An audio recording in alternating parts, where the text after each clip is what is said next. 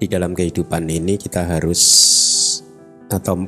mengelola kehidupan kita ini dengan cerdas, dengan baik, karena hanya pada saat kita bisa mengelola kehidupan ini dengan baik, maka kualitas kehidupan kita akan meningkat.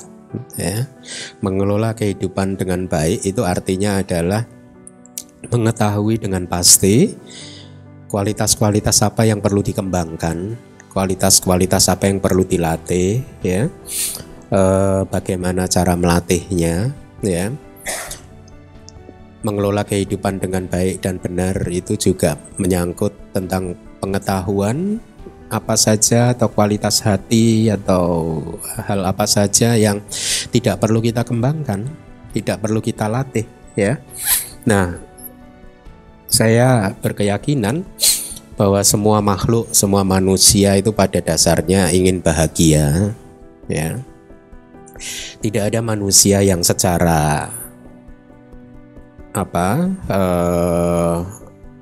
sadar mengelola kehidupannya untuk menuju ke kehancuran, itu tidak ada. Semua selalu berkeinginan bahwa kehidupannya akan menjadi baik, tenang, damai, bahagia, kualitas spiritualnya meningkat. Tetapi masalahnya adalah bahwa pemahaman masing-masing makhluk atau masing-masing manusia tentang apa itu perbuatan baik dan perbuatan yang tidak baik itu tidak sama.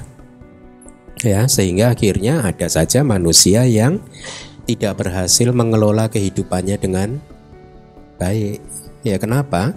Karena mereka menganut paham yang salah. Mereka menganut ajaran yang salah, atau mereka menghabiskan waktunya untuk berteori, menemukan teori tentang kebaikan dan keburukan dirinya sendiri, oleh dirinya sendiri, tidak mau belajar dari para orang suci, tidak mau belajar dari kitab suci, tidak mau belajar dari para anggota sangga, terlalu meyakini dirinya sendiri bahwa dia bisa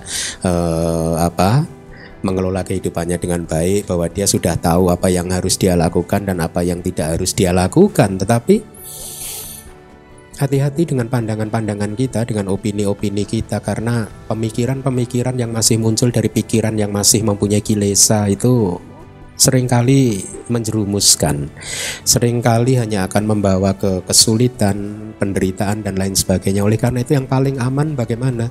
Yang paling aman ya belajar dari kitab suci.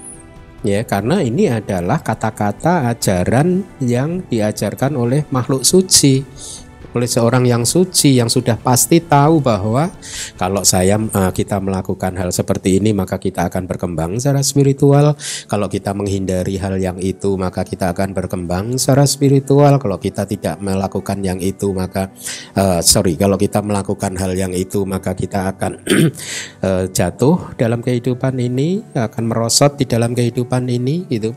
Jadi dengan demikian kita tidak perlu membuang waktu yang singkat di dalam satu kehidupan ini hanya untuk sekedar menemukan teori kita sendiri, ya. Nah, kitab suci kita, ya, baik itu dari Tripitaka maupun kitab-kitab komentar, sudah banyak sekali mengajarkan kepada kita atau berisi banyak sekali data-data yang sangat bermanfaat. Dan inilah mengapa kita terus-menerus gencar untuk mempromosikan pendidikan Buddhis. Ya, pendidikan Buddhis itu apa? Pendidikan yang membuat akhirnya kitab suci bisa diakses oleh umat Buddha. Ya, kenapa kita berkepentingan dengan hal tersebut? Karena kita yakin hanya dengan begitulah maka umat Buddha atau siapapun yang mendengarkan Dhamma ini akan bisa mengelola kehidupannya dengan baik. Ya.